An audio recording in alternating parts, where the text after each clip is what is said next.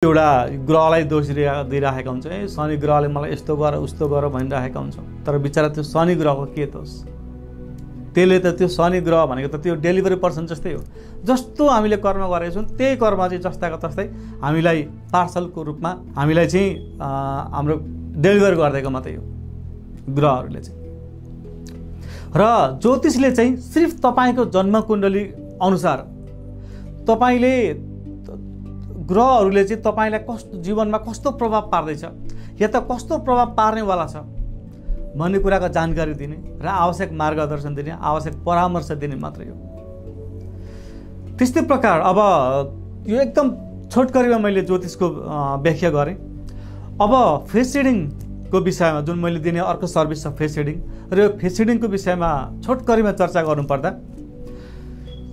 Face रिडिङको बारेमा छोटकरीमा गर्नुपर्दाखेरि फेस रिडिङ भनेको सामुद्रिक शास्त्रको एक विभाग हो फेस रिडिङ, जसद्वारा होइन व्यक्तिको अनुहारको फेसियल सेप, फेसियल लाइन्स, होइन फेसियल स्ट्रक्चर, साथै मनको भावना अनुसारको जुन विचार अनुसारको अनुहारमा आउने जुन एक्सप्रेसनलाई चाहिँ इमोसनलाई होइन एक्सप्रेसन इमोसनलाई चाहिँ रिड गर्ने जुन कलालाई नै फेस रिडिङ भनिन्छ।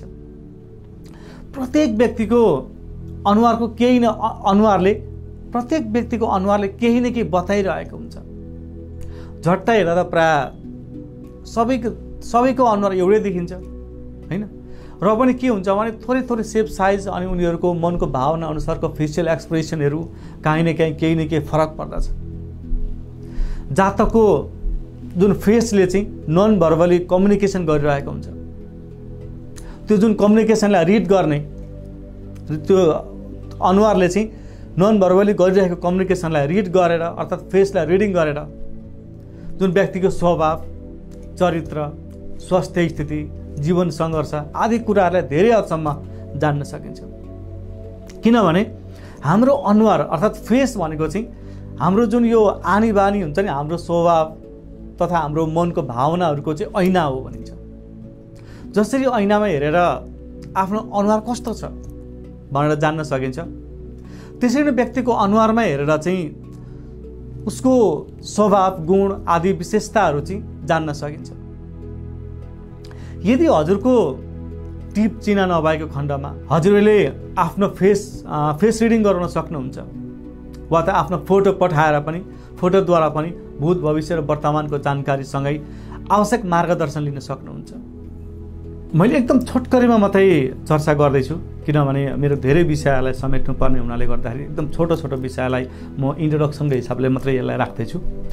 अब म पास्ट लाइफ रिग्रेसन र मेडिटेसनको विषयमा चाहिँ हजुरलाई छोटकरीमा जुन चर्चा गर्नेछु होइन यसलाई बताउनेछु हजुरले।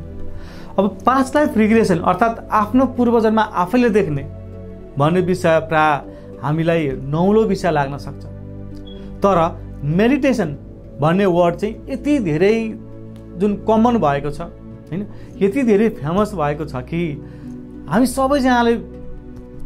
सबैजनाले बुझ्नुहुन्छ यो शब्द मेडिटेसन, तर हामी मध्ये एकदम थोरैले मात्र यसलाई होइन साधना गर्ने गर्छौँ, प्र्याक्टिस गर्ने गर्छौँ।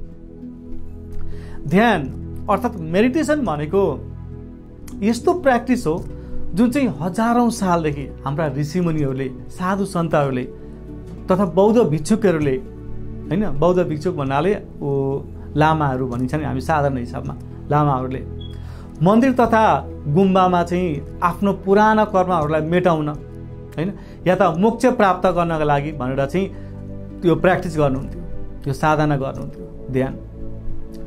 अब बिस्तारै बिस्तारै समयक्रमसँगै यो ध्यान होइन यो योग प्राय सर्वसाधारणसम्म त आइपुग्यो, तर ध्यान योग भनेको चाहिँ सिर्फ ऋषिमुनि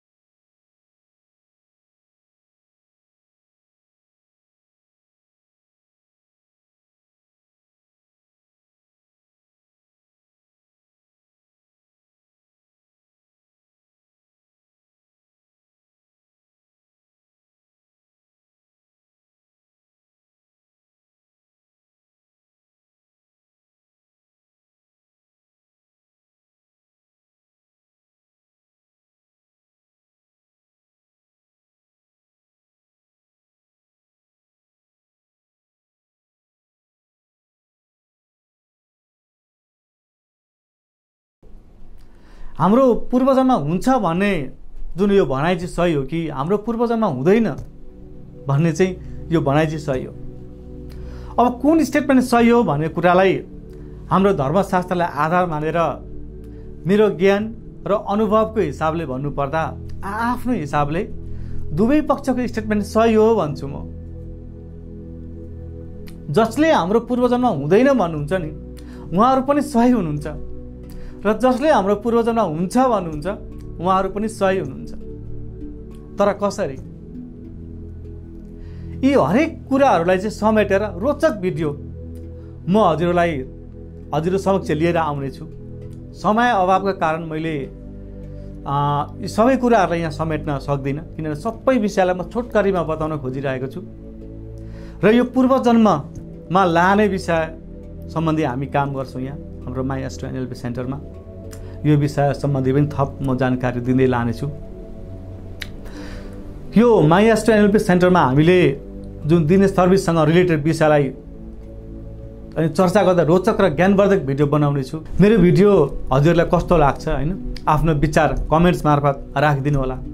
यदि हजुरको फरक विचार भए तापनि आफ्नो विचारलाई कमेन्ट्स मार्फत राख्न सक्नुहुन्छ, किनभने सबैको फरक सोच हुन्छ, फरक विचार हुन्छ।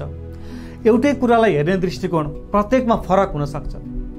म हजुरहरूको यो फरक विचारलाई सम्मान गर्छु, तर हजुरहरूले पनि हैन आफ्नो फरक विचारलाई सभ्य हिसाबले राखिदिनु होला, यही निवेदन गर्न चाहन्छु म। यति भन्दै मैले अरू थप विषयलाई मैले यहाँ बढाउन सकिनँ, किनभने टाइम निकै लामो भिडियो हुने भएकोले गर्दाखेरि आज म यो चर्चालाई यहीँ विसर्जन गर्न चाहन्छु। हजुरहरूले अर्को नेक्स्ट भिडियोमा हेर्दै जानु होला, म रोचक भिडियो हाल्दै जानेछु। हवस्, धन्यवाद।